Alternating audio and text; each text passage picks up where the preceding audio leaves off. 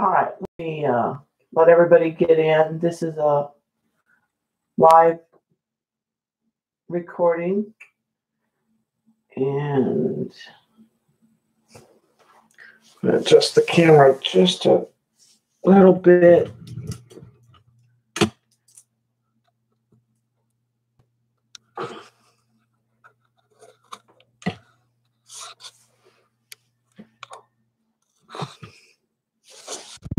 That's crazy. Here we go.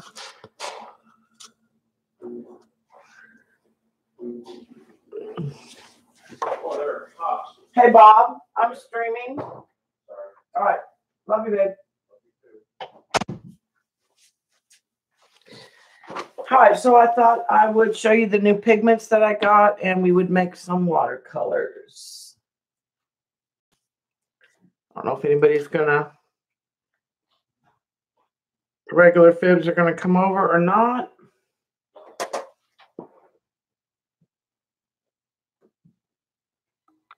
Just a little bit of adjustment to the camera. All right, so I ordered what I thought was jewel tones.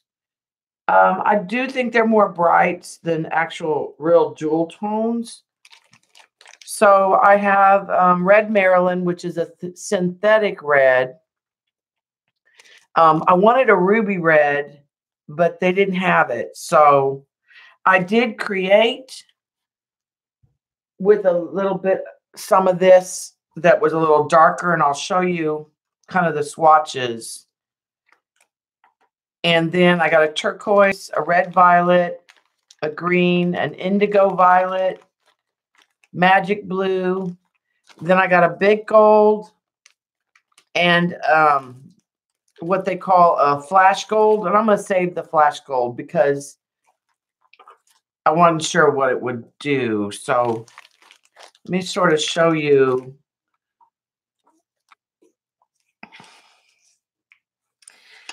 I did a set of the plain watercolors, and then I did a set with the gold in it.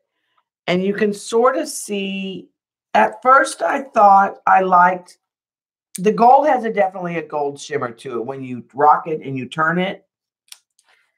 And my first instinct was that I liked the gold set better. But then as I worked with it, I think I like the ones without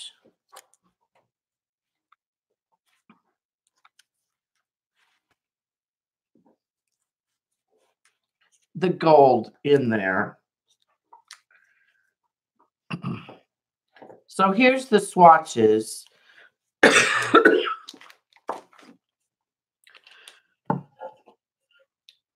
The left side,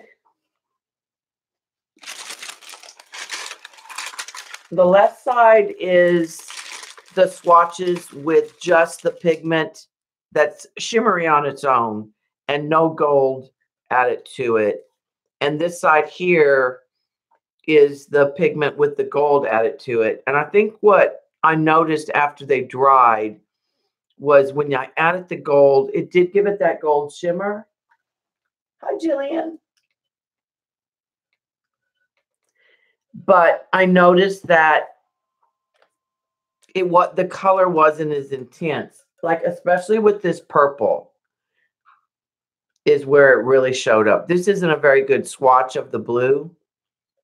I went back in with the water and moved it. But even though the red, like this was more of a blue red, and then it became more of a lighter tomato red. This was a more magenta, and then this became more of a dusty gold. Now, this right here is the one that I did with a red, the gold, and a little bit of black. And it did come up with a pretty kind of a burgundy color. I will say it's a little bit on the red violet side in the end. So I thought we would just play with making some of them, but I'm leaning towards leaving the gold out and just using the gold to make some gold itself. Hi, Trisha. Hi, Zoe. Hi, Judy. Hi, Belinda. Hi, Eileen. So I'm leaning towards doing some pigments without the gold in it. And like I said, then we'll do some gold just on its own. I have 2 sets already cured that are complete without the gold. I need a red in this one. And I have 2 sets that are completely cured with the gold. And like I said, the ones with the gold do have a gold shimmer. It does have a gold shimmer when you look at it, but it is a little bit lighter. Thanks, Eileen. I tweeted earlier, I was at a science competition today with my kids. We had 2 teams of, well, we did one team didn't have all their kids because we had people quit. So we had a team of 14, and then we had another team that was like 10. So we had 24 students that we took to a science competition today, and our A team won first place. So they get to go to state. So May 3rd and 4th, we're going to state, and you could have like blown us away because I just was afraid we'd lost a bunch of older kids. So we were real excited. And you know, the little knucklehead that I was so frustrated with today won 4 medals. Like 3 first place and a second place medal. Yes, I do have. I'm going to make them right now, Belinda. I'm going to make some right now. Let me get something real quick. And I'll show you because it's in a different bottle. Let me get something real quick.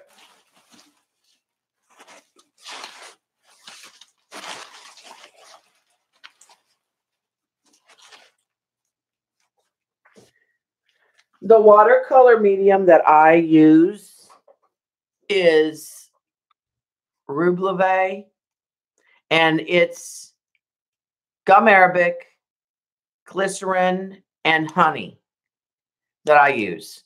And I took what was left out of this bottle and put it in a dropper bottle. And I have more coming. So I know I need some red. Hi, Lori, and hi, Button. Yeah. So I have 2 6th graders going to state for science fair. All of my teams that I coach for Science Olympiad medaled, and our A team made first and are going to state. So our principal was pretty excited, and he was there. He was sneaky. He was in the back. We didn't even know he was there to the awards. So I'm just going to do, I tend to do about 3 of these. And I can't tell you like it's a specific, like I don't weigh it and there's this many. It's kind of a feel. And these are pigments that I ordered that are mica pigments. Now, this is a synthetic red that I am using right now. And I just start with a little bit. This is just the watercolor medium that I showed you.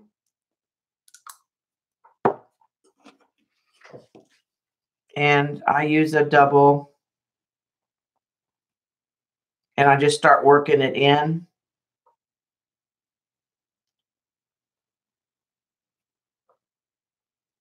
Trying to get a paste. Just getting those dry powders in.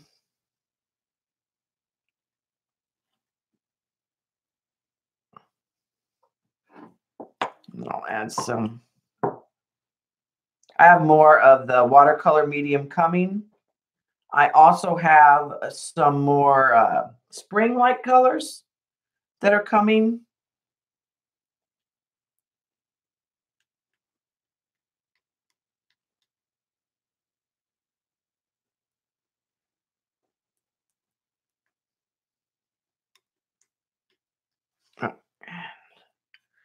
then what I start doing is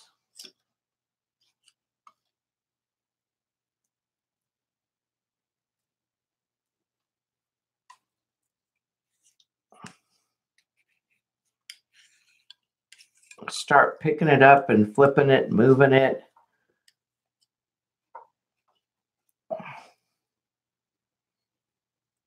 Trying to make sure all the dry powder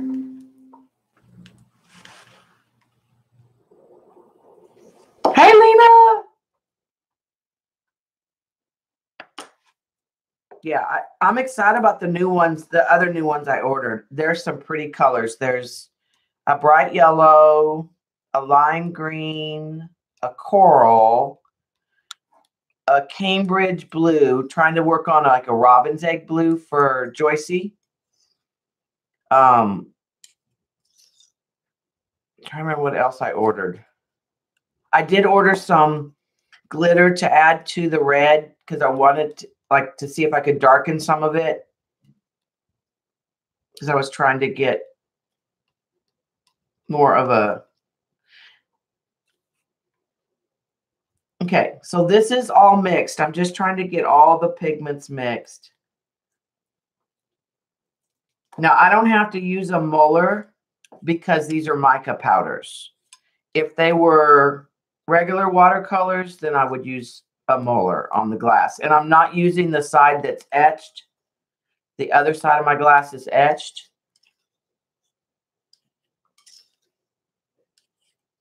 And I'm just trying to get a good mix. And now I'm going to add a little more of the medium to that.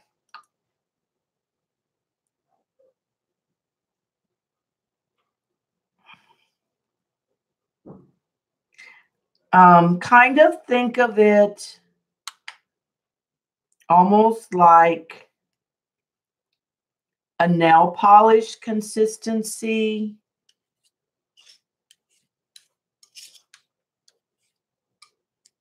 Is what I usually like.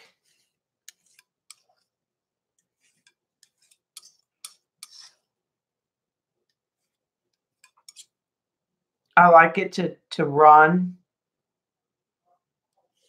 and make sure that it's smooth and not real like granular when I'm looking at it. I don't want it too thick.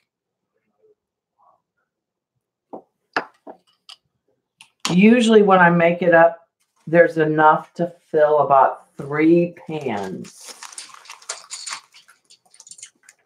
And I will tell you, this is the hardest part, is keeping your hand steady.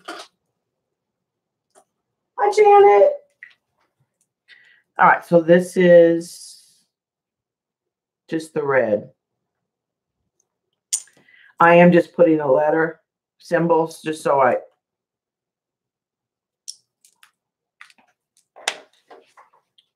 helps me when I'm looking at them later.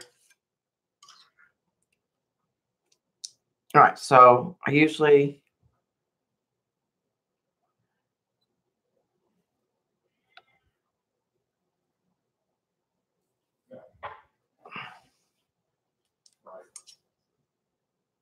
I like to scrape off the bottom. I'm less likely to make a mess that way.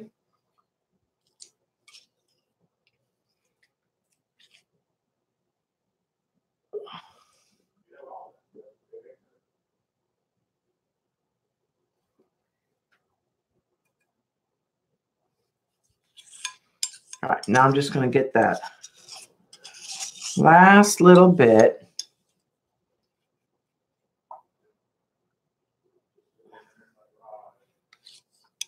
and top off those.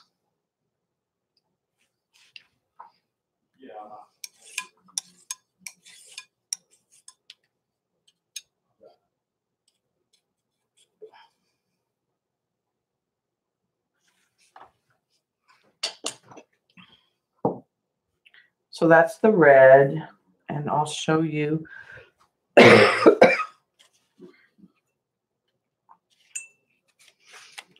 I'm just getting some of the red off of this on my brush.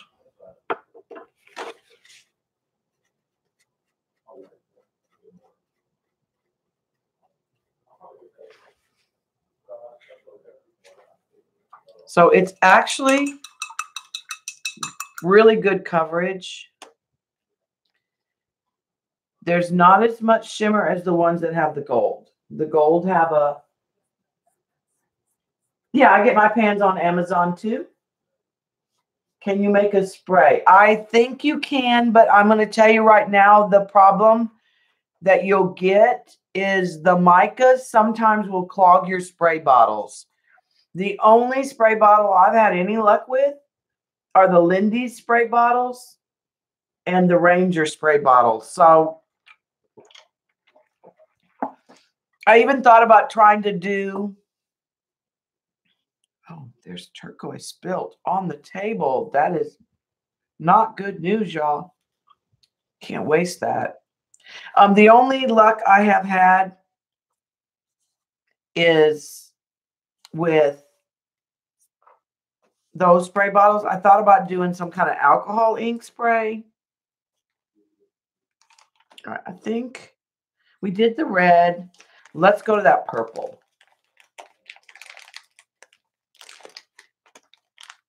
Because I thought about trying to do some inks.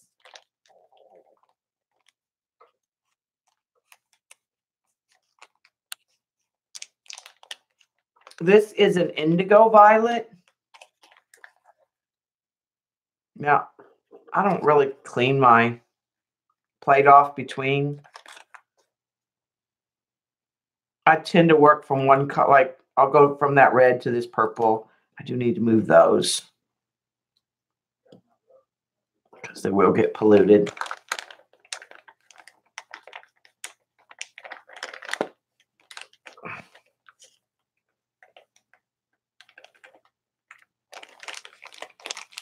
The company that I have ordered from has sample packets. These are the 30-gram packets that I ordered this time. I did not care for the pigments that I got off of Amazon as much as I like these. They're comparable in price, I think.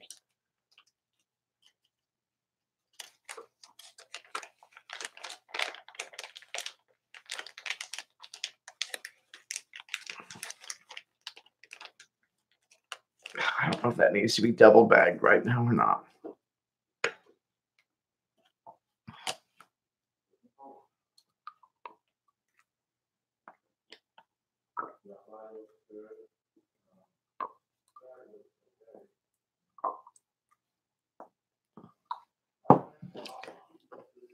I love when you first see it, like some of these look like metal when the pigments first hit that medium. Now there's a little red in here, but I'm not, like I said, I'm not going to worry about that.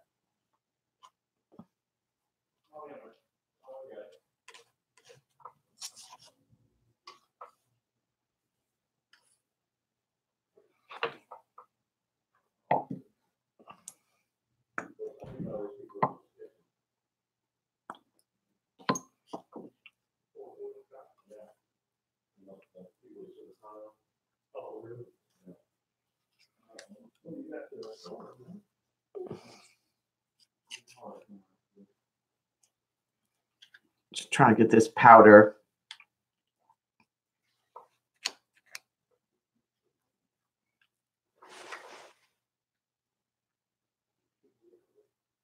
What won't be PG? Oh, y'all are talking about Eileen and Cabana Boys.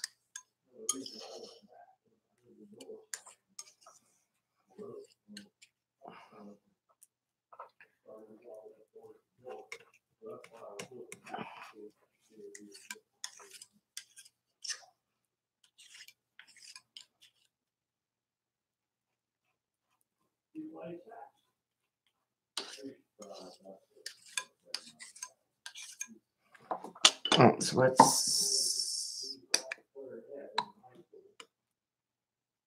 Just a little bit of more. This has just a little bit of a blue undertone.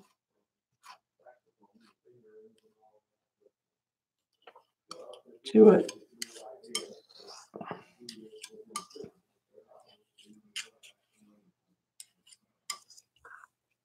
You can see it every once in a while when it moves on the glass, you'll see the blue.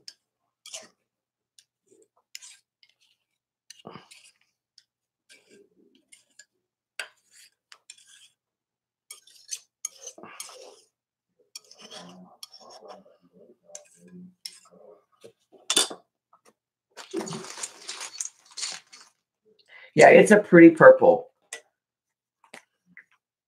It's indigo violet.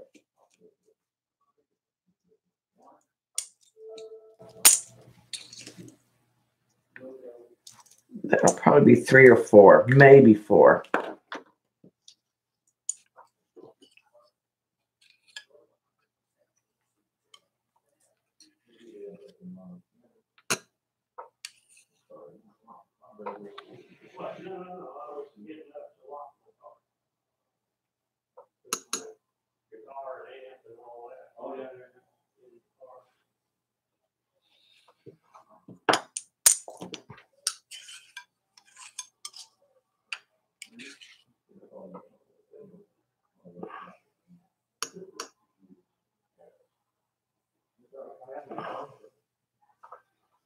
So that's probably the hardest part of making the watercolors, is hitting the pan and not the side.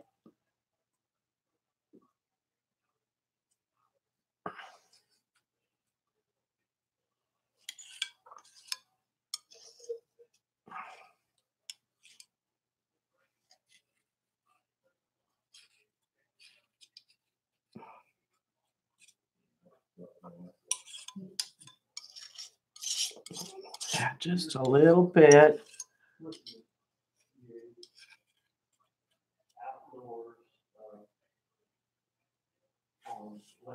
Right, so let's put that purple aside. And let me get my paper. Oh, there it is. And I'll swatch this one for you.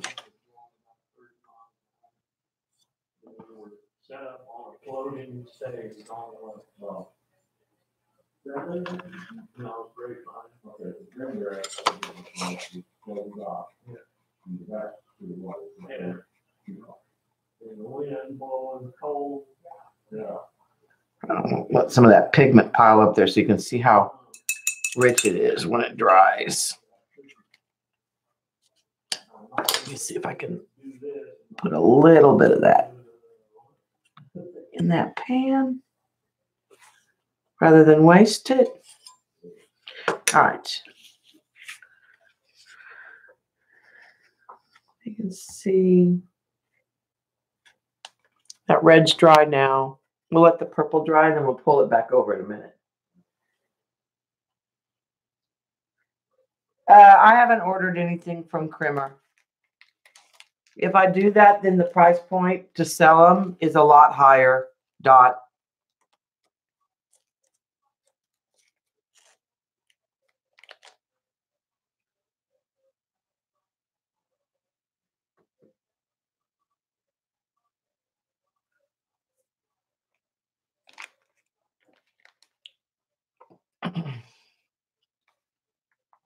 Plus, I was getting ready to go and do that. Then Xandra started doing it. So I just didn't. And that was one of the things that Xandra had to charge a lot more because the pigments cost more. Same if you get the Tokyo pigments. Okay, this one's called Magic Blue.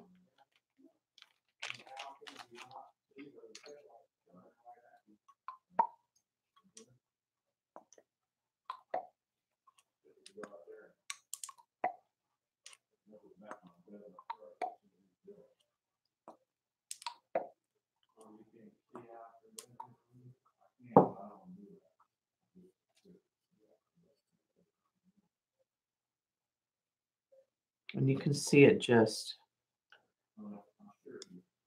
it's so pretty when it, it's that liquid. And this one seems to have a little bit of a purple undertone or a green. I thought it separated to a purple. Now there's a one that I've ordered before that has more of a green, like a blue green.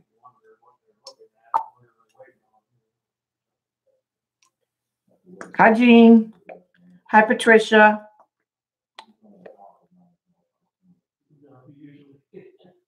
Yeah, this is a pretty color.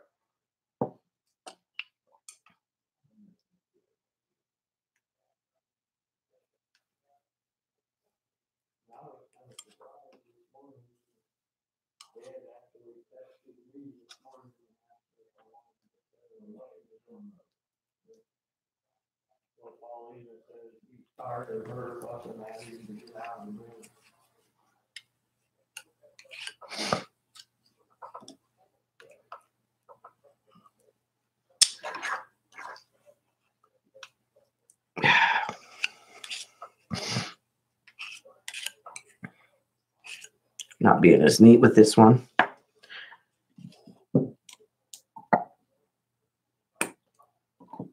Put a little bit more pigment, I think, too.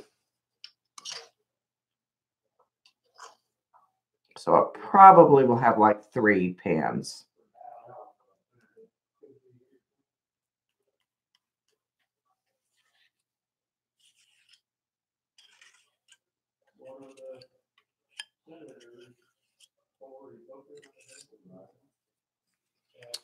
And if it is more than 3, we'll leave a little on the glass and I'll show you what else you can do.